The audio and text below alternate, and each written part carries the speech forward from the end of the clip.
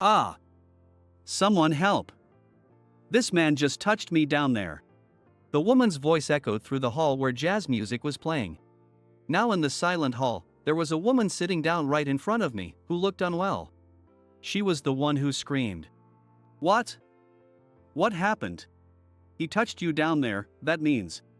No, you have to listen to me.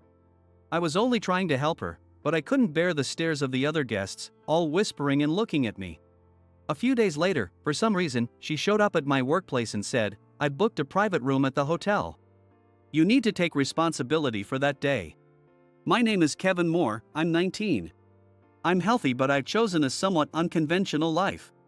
My parents passed away when I was in middle school, and my grandma took me in and raised me. But my grandma either wasn't in a position to take me in easily. She's always been frail and, if anything, needed help herself, but she made sure I could go through my compulsory education without any problems. Thanks to her, I managed to go through middle school without being excluded by my friends. So I had no worries about my future path. Kevin, go to high school. Even if you can't afford to go to college, it's better for boys to at least finish high school. My grandma encouraged me to go to high school, but I declined. Grandma, I can get a high school diploma even if I don't attend school during the day. What? I found out that there are 3 types of high school programs: full-time, part-time, and correspondence. Most kids attend full-time school during the day. Then there's the part-time program where they work during the day and attend school in the evening. The common factor is that in full-time programs, students attend school and take classes during the day on weekdays, while in part-time programs, they attend in the evening or at different times from the full-time schedule.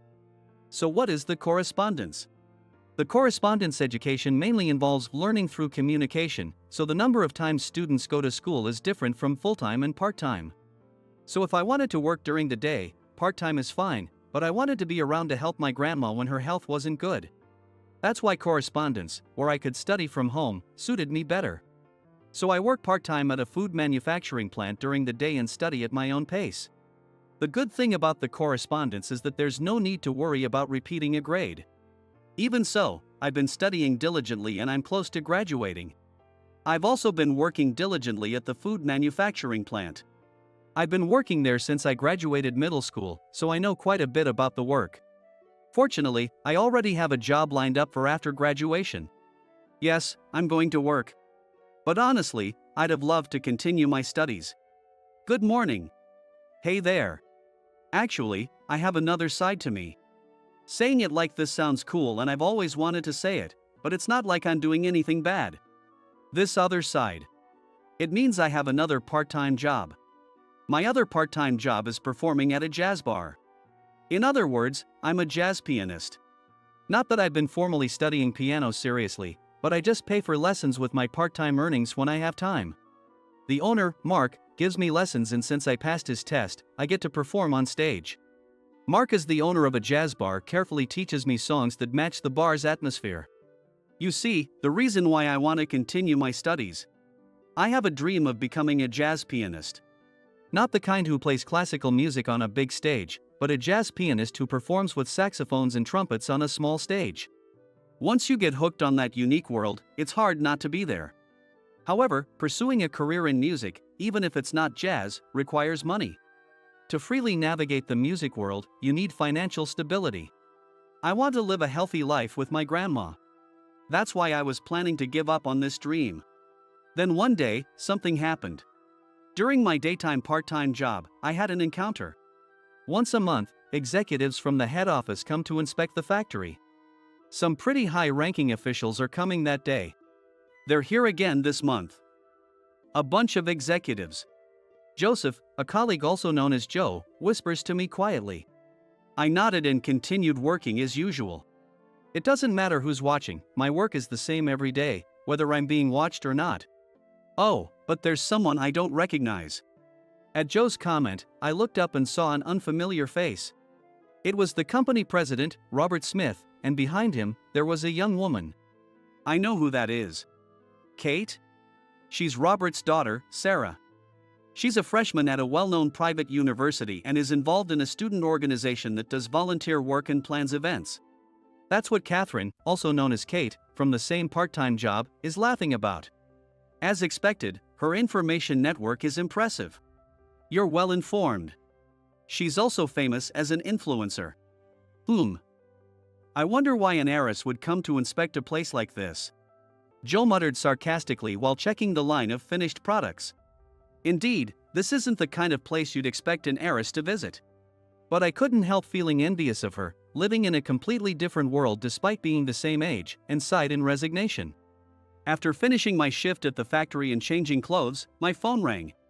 I checked the caller ID, apologized to my coworkers, and answered the call right there. I couldn't wait until I got outside because the call was from the company where I had secured a job offer after graduation. "Hello, this is Kevin. Sorry to keep you waiting." Then I moved to the corner of the locker room. "Hello, this is James from HR at Cherry Corporation. Do you have a moment?" "Yes. Actually, due to our poor financial situation, we have decided to cancel our new hires for this year." "What?" "We're very sorry, but we have to ask you to consider this as an unfortunate circumstance." James just delivered the bad news and hung up without waiting for my response. "What? What did he just say? Unfortunate circumstance? What does that mean?" My mind was spinning with confusion. My job offer had been rescinded. Was it because I attended a correspondence high school?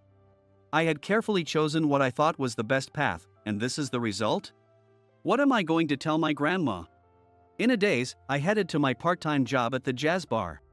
I sighed repeatedly while working. It's not like I get to play the piano here all the time either. When I'm not playing the piano, I clean and serve orders to the customers. However, I was quite distracted.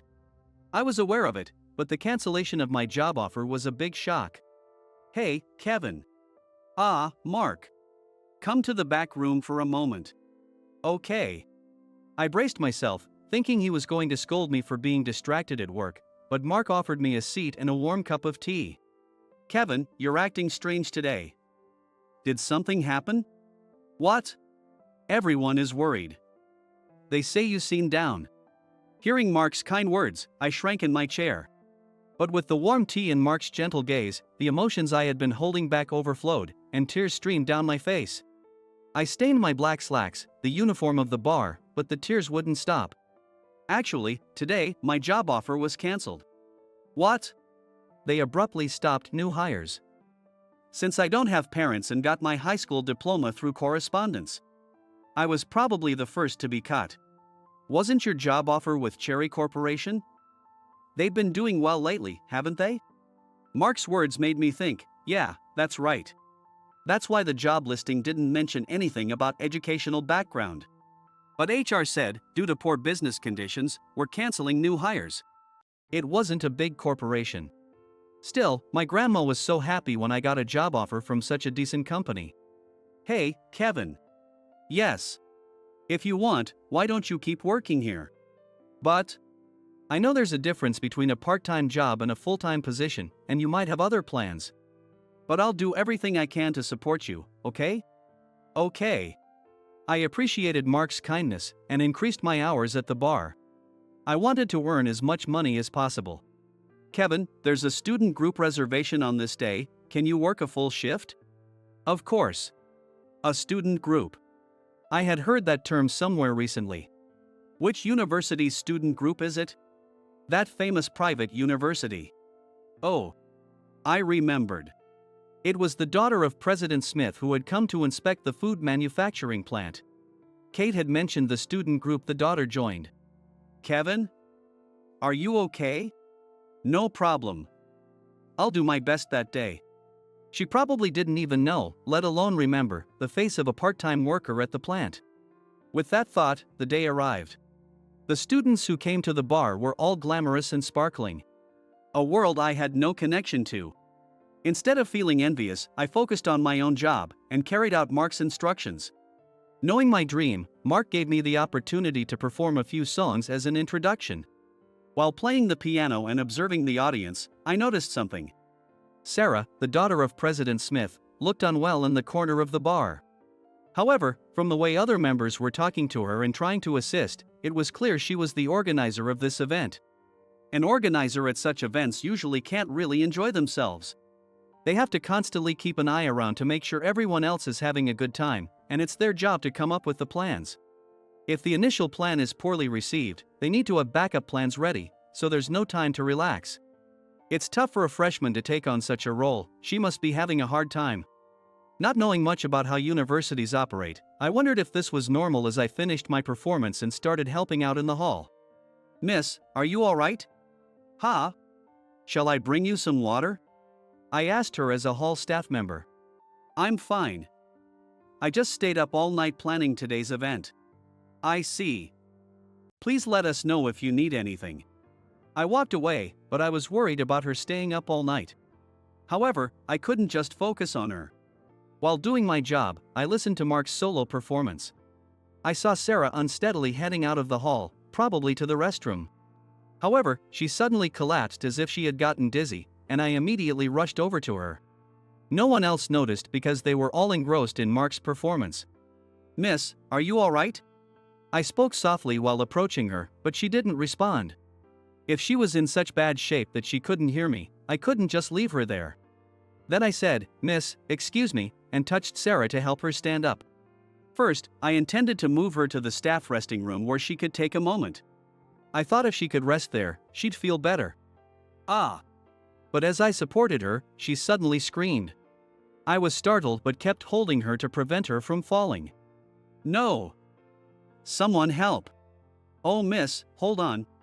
No! Someone help! What? This man just touched my butt." I was shocked by Sarah's screams, but I couldn't let go of her since she was still unsteady on her feet. My heart was racing as Mark stopped his performance and looked over from the stage.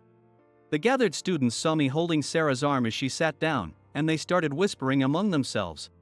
"That's disgusting, touching a girl in the dark. Shouldn't we call the police? Is this place safe with guys like him?" Hearing those comments, I felt a deep shame and tears welled up. "Ha!" Sarah, who had started the commotion, seemed to realize the impact of her words. "Excuse me for a moment. Kevin, calm down. Take deep breaths." Nodding at Mark's gentle voice, I took small, slow breaths. "Miss, what happened?" Mark asked softly and gently. Sarah, looking a bit awkward, began to speak. This guy touched my butt." "And Kevin? Are you going to ask him too?" Both sides need to be heard in situations like this. Mark's logical statements silenced Sarah. "Kevin, did you really touch this customer's butt?" "No." The customer was unsteady and suddenly collapsed, so I was trying to help her to the break room to rest. I explained exactly what I did. "Drag her to the back? What was he up to? Disgusting. That's just an excuse." Hearing the jeers from the university students made me feel even more miserable. All I could hear were voices criticizing and blaming me, causing me to squeeze my eyes shut. "Quiet down." Mark's shout brought silence to the hall. The way our staff handled this might have been inappropriate for a woman. As the manager, I apologize for that. "Miss, I am truly sorry for the careless handling." Mark bowed his head towards Sarah. "However, please understand that our staff was trying to help you." "Well, I understand that. He was the one who noticed I wasn't feeling well." It seems Sarah remembered when I had checked on her earlier. The other university students were clearly unhappy with this outcome and continued to murmur. Seeing some of them trying to point their phones and cameras at us, Mark immediately stepped in. "Please refrain from taking any photos. This is not a matter for those uninvolved to amuse themselves with. If my staff faces any defamation without evidence, we will take appropriate action." "This is not a threat, it's a promise." Mark's firm declaration silenced any objections. After that, Mark took Sarah and me to the back room. In the hall, the jazz performance resumed, and the students' chatter filled the air. "I'm sorry for touching your butt. I didn't mean to." I immediately apologized to Sarah. "And sorry for causing a scene, Mark." "No. Kevin, you're exhausted from working day and night, aren't you? Don't worry about here." Mark reassured me, and I nodded repeatedly at his comforting words. "Oh, I thought I'd seen you somewhere before. You work at my dad's factory, don't you? Oh, so you're familiar with the food manufacturing plant where Kevin works during the day?" Yes, so, you're working at my dad's factory too. Her voice was filled with pity for my situation. Privileged Sarah attended university without any significant hardships. Having to work both day and night, that's so sad. What? Her casual comment made me raise my voice slightly. How could I describe my emotions at that moment? A complex mix of anger and a deep sense of helplessness. You have no right to call me sad. I'm here because I want to be, I said quietly, glaring at Sarah. A few days after this incident, I was stopped as I left the factory after my shift. Hey, Kevin Moore. Hearing my full name, I turned to see Sarah. I need to talk to you. I don't have anything to say. We had agreed to keep the bar incident quiet. So I couldn't understand why she was approaching me now, and my response came out cold. It's important. Not here, though. So, what is it? Could you please accompany me? I've arranged for a private dining room where no one can overhear us, she said. I thought, this is why rich people. But seeing the seriousness on her face, I decided to comply. She took me to a reasonably upscale hotel. As she had said, we were shown to a private room in the hotel's restaurant, where she sat across from me. Today is the bar's day off, right? So, you don't have any plans afterward, do you? You seem well informed. Yes, that's correct. That's why I'd prefer to spend time with my family on days like this. Sarah looked down, feeling awkward. I want to apologize for what happened that day. Afterward, my dad scolded me. The bar manager, Mark, is actually my dad's friend, and it seems he told my dad everything that happened.